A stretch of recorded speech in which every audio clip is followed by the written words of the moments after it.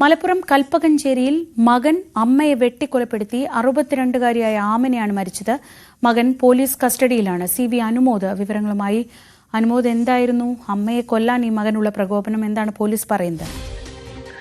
ശ്രീജ, ഇന്ന് രാവിലെ 8 മണിയോടെയാണ് ഈ സംഭവം ഉണ്ടായത്. മാനസിക വെല്ലുവിളി നേരിടുന്ന വ്യക്തിയാണ് ഈ മകൻ. ഇടയ്ക്ക് ഇയാൾ മാനസികമായിട്ട് അസ്വസ്ഥതകൾ പ്രകടിപ്പിക്കുന്ന ഒരു പ്രകൃതക്കാരനുമാണ്. ഇന്ന് രാവിലെ ആണ് ഈ സംഭവം ഉണ്ടായത്. ചില കാര്യങ്ങൾ പറഞ്ഞ് ഇവർ തർക്കമാവുകയും തുടർന്ന് വീട്ടിലിരുന്ന വെട്ടുകത്തി കൊണ്ട് ഈ യുവാവ് അമ്മയെ വെട്ടുകയും തുടർന്ന് ഗ്യാസ് സിലിണ്ടർ തലയിൽ അടിക്കുകയും ചെയ്തു എന്നാണ് പ്രാഥമികമായിട്ട് അറിയാൻ കഴിയുന്നത്. ഇവരുടെ പിതാവ് ഇറച്ചി കച്ചവടക്കാരനാണ്. അയാൾ രാവിലെ തന്നെ ജോലിക്ക് പോയിരുന്നു. അമ്മയും മകനും മാത്രമായിരുന്നു ഈ സംഭവ സമയത്ത് ഇവിടെ ഉണ്ടായിരുന്നത്. അതിനുശേഷം പോലീസ് എത്തി ഈ മകനെ ഇപ്പോൾ കസ്റ്റഡിയിൽ എടുത്തിട്ടുണ്ട്. തനൂർ DVSP അടക്കമുള്ള ഉന്നത ഉദ്യോഗസ്ഥർ സംഭവ സ്ഥലത്തേക്ക് എത്തുന്നുണ്ട്. ഇൻക്വസ്റ്റ് നടപടികളും മറ്റും നടപടികളൊക്കെ പൂർത്തിയാകുന്നതേ ഉള്ളൂ. നിലവിൽ ഇയാൾ പോലീസ് കസ്റ്റഡിയിലാണുള്ളത്. ശ്രീജ. ശരി, CV അനുമോദാണ് വിവരങ്ങൾ നൽകിയത്. മലപ്പുറം കൽപ്പകഞ്ചേരിയിലാണ് അമ്മയെ മകൻ വെട്ടിക്കൊലപ്പെടുത്തിയത്. മറ്റ് വാർത്തകളിലേക്ക് പോകാം. ശശി തരൂർ സംസ്ഥാന രാഷ്ട്രീയത്തിൽ സജീവമായേക്കുമെന്ന സൂചനകൾ പുറത്തു വന്നതിന് പിന്നാലെ ഫോണിൽ വിളിച്ച് പിന്തുണ അറിയിച്ച് ഇരു ഗ്രൂപ്പുകളിലെയും അസംതൃപ്തർ.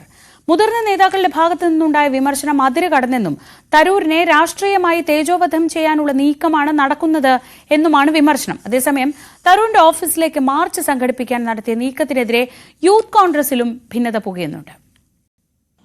ലേഖന വിവാദം അവസാനിപ്പിക്കാൻ ഹൈക്കമാൻഡ് നേതൃത്വം നേരിട്ടിടപെടുകയും രാഹുൽ ഗാന്ധി നീണ്ട ഇടവേളയ്ക്ക് ശേഷം ശശി തരൂരുമായി ചർച്ച നടത്തുകയും ചെയ്തതിന് പിന്നാലെയാണ് തരൂരിനെ പിന്തുണച്ച് കോൺഗ്രസ് നേതൃനിരയിലെ ഒരു വിഭാഗം രംഗത്തെത്തിയിരിക്കുന്നത്.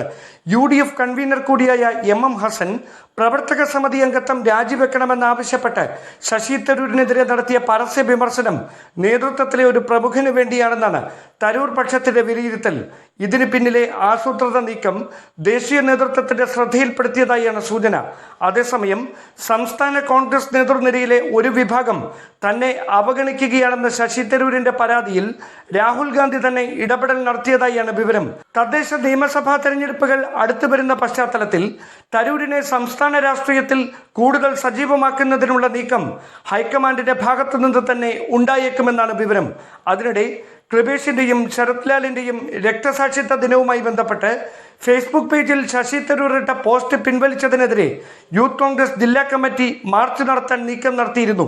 സംഭവം വിവാദമായതോടെ KPCC നേതൃത്വം ഇടപെട്ടാണ് ഇത് തടഞ്ഞത്. മുതിർന്ന നേതാക്കളുടെ അറിവോടെയാണ് MP ഓഫീസിലേക്ക് മാർച്ചിന് ആഹ്വാനം ചെയ്തതെന്ന് ആരോപിച്ചാണ് യൂത്ത് കോൺഗ്രസ് സംസ്ഥാന നേതൃത്വത്തിലെ തരൂർ അനുകൂലികൾ രംഗത്തെത്തിയിരിക്കുന്നത്.